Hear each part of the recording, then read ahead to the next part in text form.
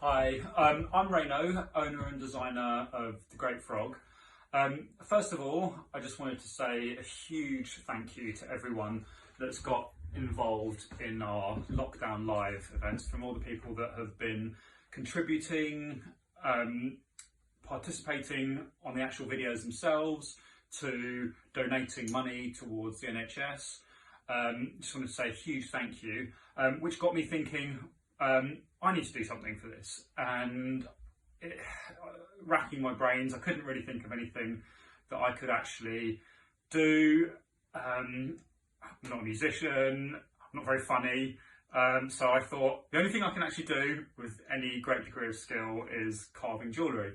So what I thought I would do is make up a very basic kit for everybody that was lucky enough to actually buy them online. They sold out very, very quickly, and thank you for the donations.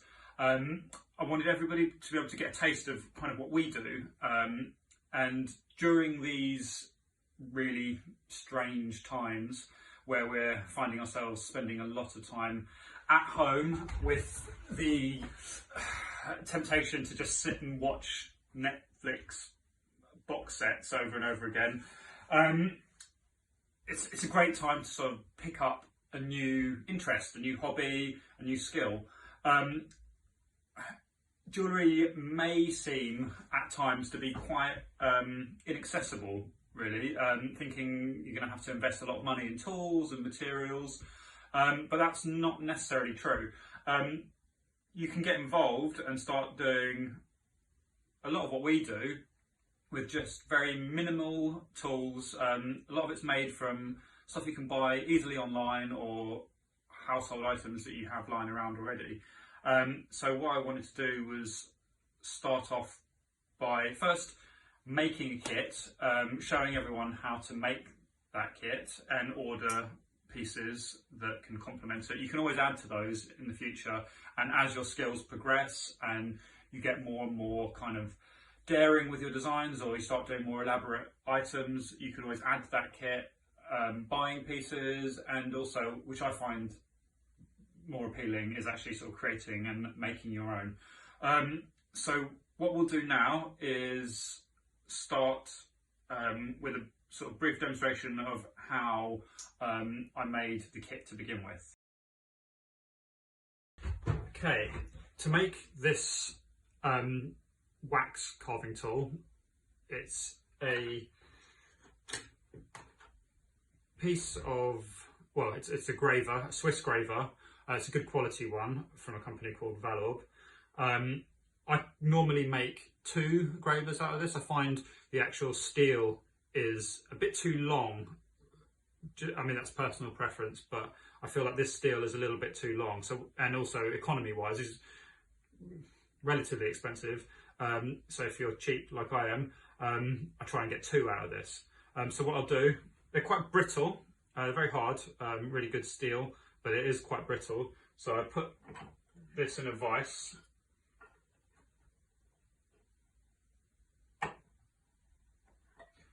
Tighten it up, and with a pair of pliers, what I'll do is I will snap it in 2.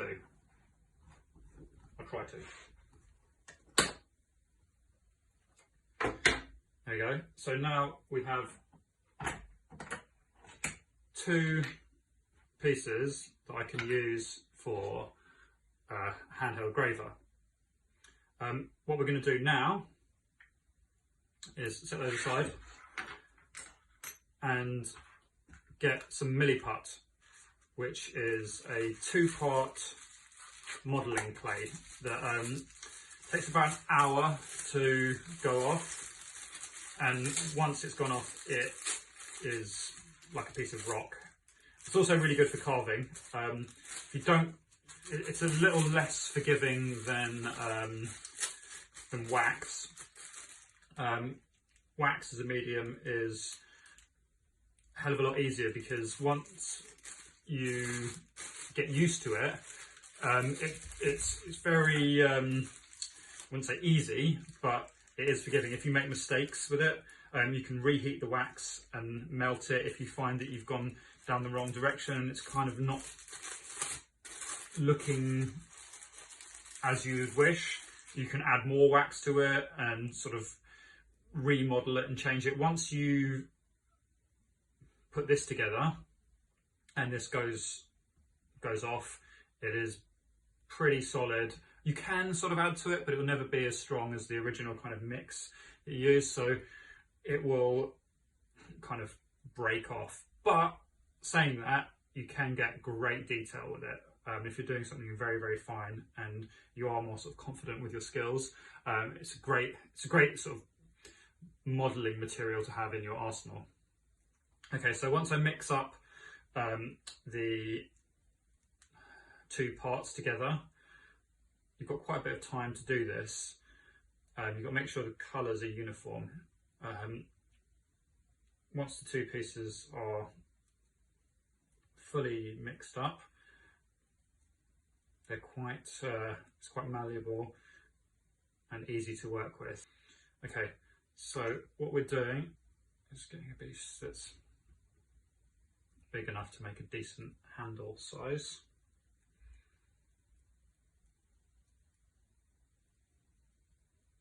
That looks about right. And then get your graver, a piece of graver that you've broken off. And put it over one end.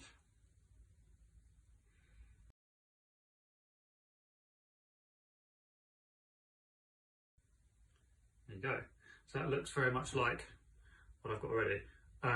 The actual profile of it is still very sharp. What it needs to have is kind of a, I don't know if you can see this, I will do close-ups later, but like a kind of a rocker on it. So it's kind of curved and beveled, so you can get a kind of rolling action when you're putting lines in wax. But I'll put that aside to dry off, well, to cure, to hard. So I'll put that aside. Normally takes a couple of hours. Okay, now I'm going to show you how to shape your graver, your wax carving tool. Where it's been broken off, it's just a sort of jagged edge. But what I'm going to do is sharpen it. People who have bought the kits, I've already done this for them. So they have kits ready to go. But if you want to do this at home, I'm just going to do a brief demonstration of how we go about changing the graver to the desired shape. So this is a metal cutting disc, much like that of an angle grinder, but it's just handheld on my drill bit. Just cutting that off with a cut-off wheel. So it's giving you the kind of the point, and then I'll also cut the bottom bit. It gives you the kind of rocker.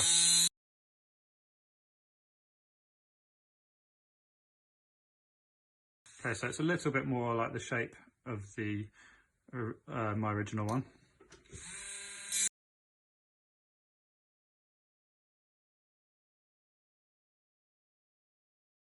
All of the tools that I buy, I get from a company called HS Walsh in Hatton Garden. They also have an online service, so the steels, the graver steels, you can buy online from them.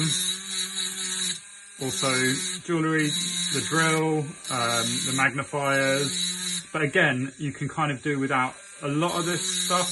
If you just want to sort of dip your toe in the water and sort of get a taste of it without having to invest too much money, a lot of these items you can just make do. You could probably use like an old knife blade and cut it down, or you know, you can use an angle grinder to do this if you've got one, or a sander, a belt sander, or probably even just a sharpening stone, but it would take you quite some time.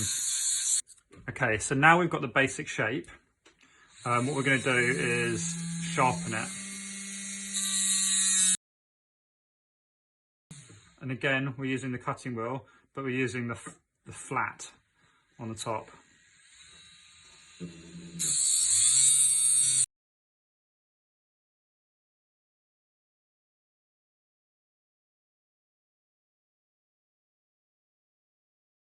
Okay, so now we've got a very sharp sort of knife edged piece, and what we're going to do is swap this over. And again, for people that have received the kit, I've already done all this hard work for you. Now we're going to use a rubber wheel, but again we're going to use the flat top to sharpen it even further.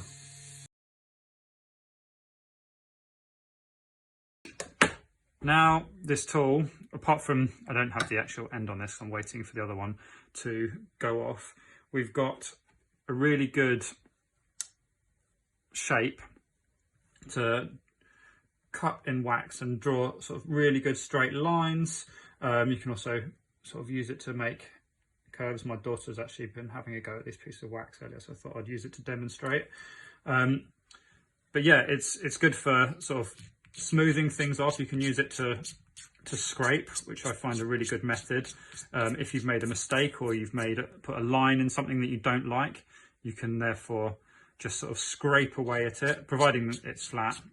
I use this kind of method quite a lot to get the pieces flat, so you can scrape away at it as you would with a kind of almost like buttering toast. So you could reverse some of your mistakes. So any of those lines that my daughter scratched in there earlier, I can remove, so it's smooth.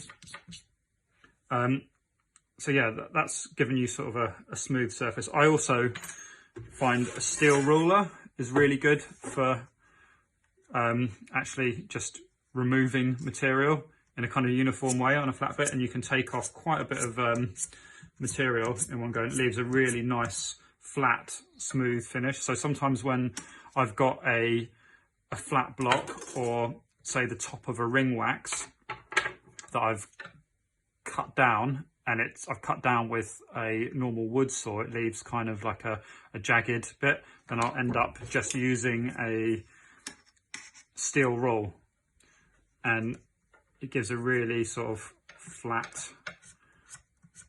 surface. It's quite handy.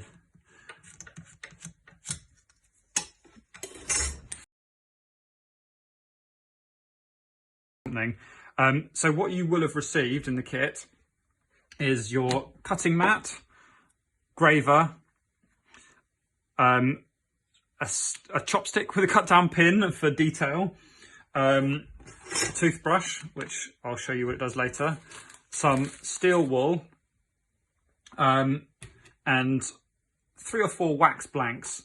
So you'll have a ring blank with a flat top, a plain just block for practicing and getting some lines in, but you could also turn that into anything you want, really. That's the beauty of this material. You see all of these pieces of wax that you have here are the basis for all of our rings, pendants and pieces of jewellery, and you can pretty much create anything you want just from something. And I find that really exciting, the fact that you can create something completely new from just such a sort of basic material with the most simple tools. So what we'll do now is, you'll also have received a file as well. It's not exactly the same as that one, but I ran out of the ones that I've sent you. So yeah, this is the kit in its sort of basic form. Okay, now that we've got our ring blank, and we've also got the size for your finger, what we're going to do is we are going to now shape it to something that's more identifiable as a ring. I was thinking something along, this is one of the designs that I've made recently. This is our kind of square signet ring, like our smaller square signet ring. I find like this is a really good size. It's got quite a good sort of face for engraving, for adding a design on the front there. So what I'm going to do is replicate something like that just to show you how you can do this at home. And you'll be using your heavy file that you've been provided. I will probably take off a bit more of the material with, I mean, I would use other things, but if you've just got something to hand, like a normal saw that's easy to get hold of, you can also use a jewellery saw. At work I have a band saw that I find really easy for cutting through wax. But what I'll do is, to speed this up, is to use a great big normal wood cutting saw. But I'm doing this just to show you that you don't have to invest in specialist tools. And I actually find this quite a useful, easy way of cutting through wax.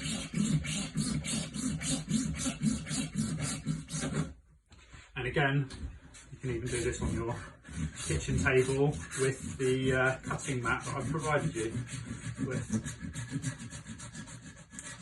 So I can't remember whether I actually, on the kit I've provided you, cut them down. So they may not need as much cutting down. I think I already cut them down for you. But after that, you're left with a top, a flat top, and the sides. The sides are much too thick now for what we want. You don't, again, it's completely up to you. You can keep them thick if you want. You can have a thicker top, but just as a demonstration, I'm showing you how to remove material. So again, take this a bit of the sides off, maybe a couple of mil.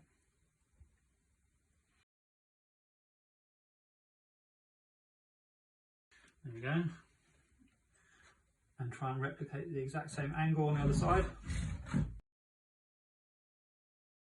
So the cuts that you're left with here are quite rough. So what we're going to do now is, with the file that you've been provided, is we're going to go over those rough edges and smooth it all off.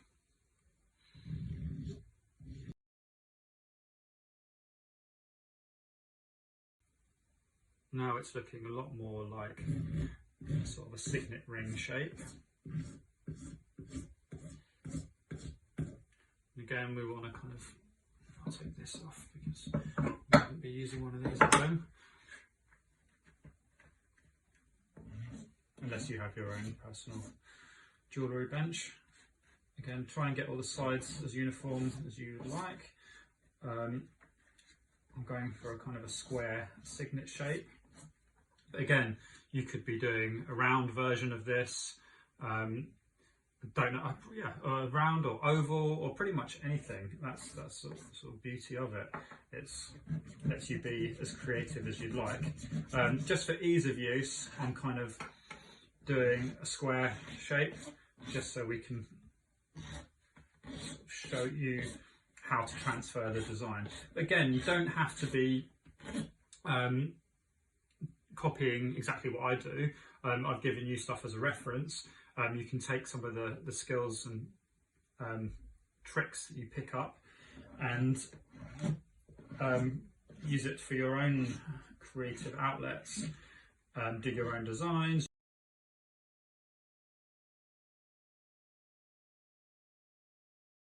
But I'm kind of doing this in a sort of rushed version, just because it's a demonstration. I'd obviously take a lot longer, but I'm aware that you don't want to see all of the hours of work that could be involved in getting the shape perfect. So I'm going to do it in kind of a rough way, but again, you can spend all the time you like getting it perfect.